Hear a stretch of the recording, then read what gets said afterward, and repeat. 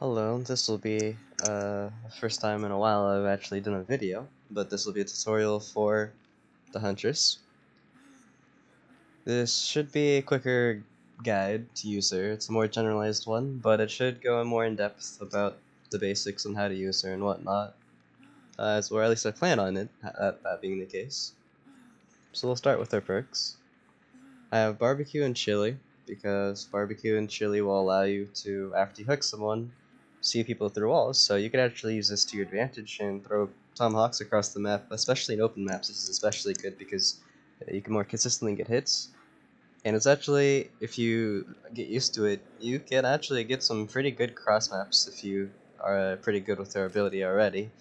I've hit so many shots literally across the map using this ability that I would just take, not sure if I would hit or not.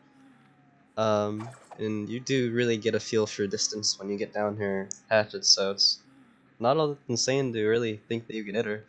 I will definitely show a clip of a game that I was playing in preparation for this video, where I actually happened to get across the map, and it was just one game that I played, or it was the first game that I played for that clip too. So it's not really like it's really inconsistent to get something like that. So the next perk would be Iron Maiden. I think this is another perk that you really should want on well, the Huntress, because it not only does it allow you to open lockers faster, so you can now reload faster, it also will give you the ability to find survivors who are nearby you who happen to be inside of a locker. And this isn't the best thing in terms of too much, but you'll be surprised how often it is to find a survivor who happens to be in a locker somewhere and then they jump out. It happens a lot, and sometimes you can capitalize off the exposed if you're not capitalizing off the info from the perk. So it's very useful. I would definitely say that this perk is a must if we're going to talk about optimized builds for her, just because it really could slash down that uh, her reload time, which is something that normally wastes you a good amount of time in your games, while also having the chance, or the potential I should say, to get a instant down and have info on the team that you otherwise wouldn't have had. So the last two slots here are Save the Best for Last and Oppression. This is actually something that I just personally run. Save the Best Last is literally just for saving time, and in some loops you could actually use it to force pallet drops a little bit faster and whatnot. You know, just the normal reason you'd have Save the Best for Last. Uh, this is also good for if you just are M1ing anyone who is not the obsession, and then you could just hatchet the person who is the obsession so you don't lose stacks. Um, there's not too much to say about this perk in particular. If you really wanted to, you could trade it out for any other perk in the game. Like, for example, Oppression. It's just another filler perk that's pretty decent. That's a strong perk. It's in the build.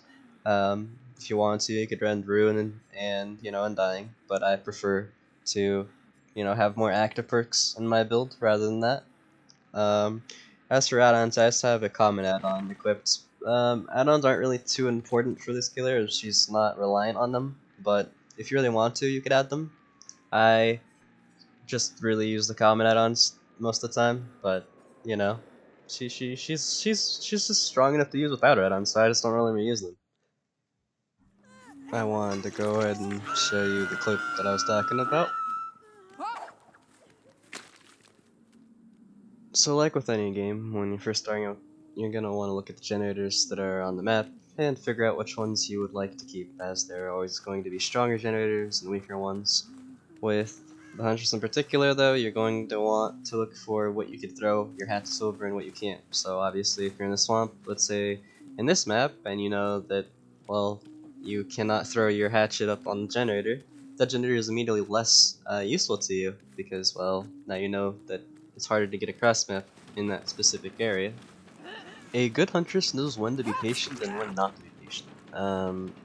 When to predict and be fast, and when to see what the opponent's going to do. A lot of the times you're going to be wanting to react to what the person's doing.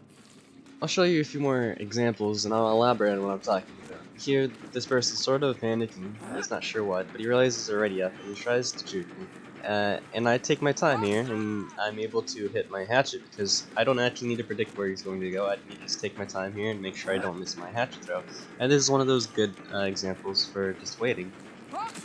Here's a good example of a time in which you have to just do more predicting rather than waiting, because if you wait in this situation, you're likely not to hit the person. So in this positions, you have to figure out quickly what the survivor is doing.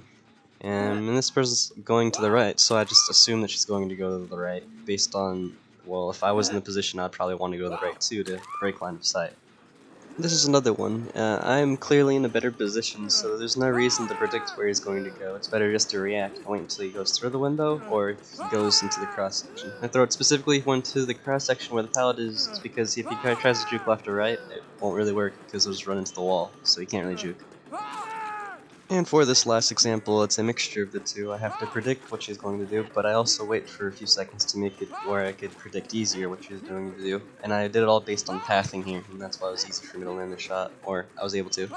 Another important thing to learn while playing the Huntress is to use your hatchets on specific instances, such as when people are in hugging, as it will gain you a lot of distance, and there are other situations which you could use it in general when you're close to a survivor and you get a hatchet off because it'll force them to sometimes fumble pallets or completely leave the pallet altogether. It'll also allow you to gain a significant amount of distance, and it'll allow you to really hit shots that you really had no business landing if you would have just hit an M1. This is a great example right here where I'm able to hit him actually at the window.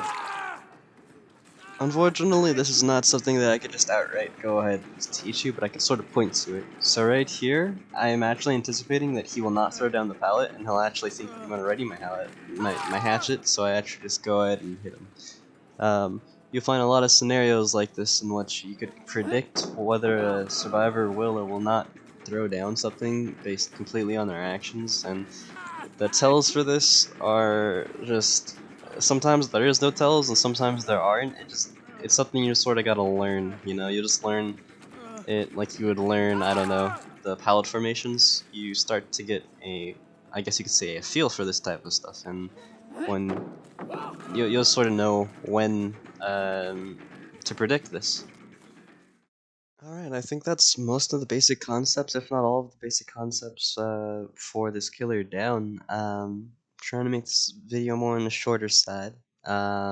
This actually took me a while to actually just record this because I messed up 1,000 times. But yeah, sorry if my editing and whatnot seems crude.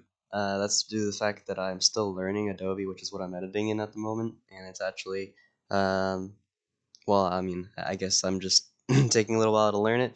When I, learn it and whatnot, these videos will be of much higher quality. I got, the PC for it and whatnot. I just need to, you know, get, I guess, the skills for it. But yeah, I guess that really concludes this video, and I hope you guys do well and whatnot in your daily endeavors.